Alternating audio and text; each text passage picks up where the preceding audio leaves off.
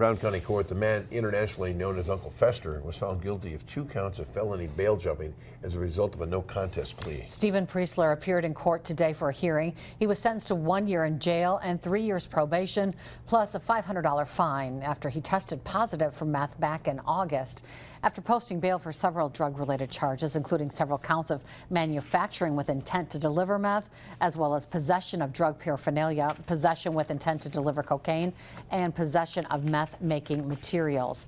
The state and defense agreed to come to terms dismissing one of the counts of manufacturing with intent to deliver meth.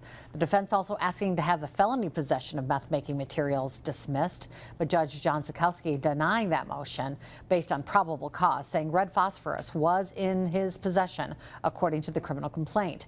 Judge Sikowski telling Priesler after his no contest plea there should be some punishment for his violation of his bond. In 83 and 85, that's 40 years ago, you were delivering drugs. You never stopped. You're lucky you're still alive. That's kind of an aggravating factor that the court has to consider.